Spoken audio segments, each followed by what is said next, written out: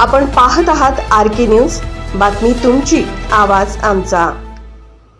शिरोळ तालुक्यातल्या तमाम जनतेची गेली 40 वर्ष त्या तालुक्यामध्ये भारतरत्न डॉक्टर बाबासाहेब आंबेडकरांचा पूर्णाकृती पुतळा व्हावा अशी अनेक दिवसांच्या पासूनची अपेक्षा होती आणि त्यासाठी म्हणून गेले 5 वर्ष सातत्याने आपण प्रयत्न करतोय। अनेक अडचणी नैसर्गिकरित्या आल्या, काही लोकांनी अडचणी निर्माण करण्याचा प्रयत्न केला।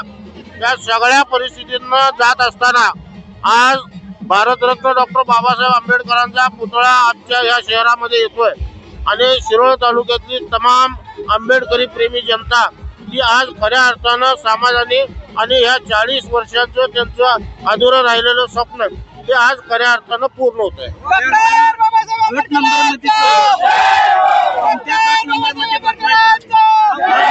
जो वाद आहे त्या गट नंबरचा आम्ही हक्क अजूनही सोडलेला नाही। त्या गटावर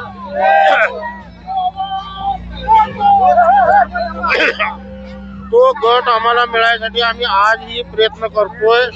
त्यासाठी म्हणून ज्या अडचणी येणार आहेत त्याच्यावर आम्ही प्रयत्न करतोय। हे करत असताना त्या ठिकाणी आम्ही म्युझियम आणि लायब्ररी या ठिकाणी ज्या MPSC UPSCची जी आज मागासवर्गीय मुलं आहेत पण त्यांना ज्या पद्धतीने MPSC UPSCच्या परीक्षेला इन्फ्रास्ट्रक्चर मिळायला पाहिजे ते मिळत नाही।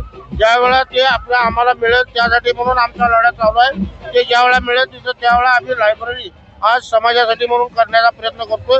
कारण गेली 40 वर्ष हा पुतळ्याचा प्रश्न अनेक लोकांनी वेगवेगळ्या निवडणुकीमध्ये केवळ आश्वासनाशिवाय दुसरं काही केलं नाही। त्यामुळे 40 वर्षानंतर आज हा पुतळा येतोय। हा पुतळा दिमागदारपणे ज्या पद्धतीनं शिवसृष्टी झाली त्या पद्धतीनं डॉक्टर बाबासाहेब आंबेडकरांची भीमसृष्टी सुद्धा त्या ठिकाणी उभारली।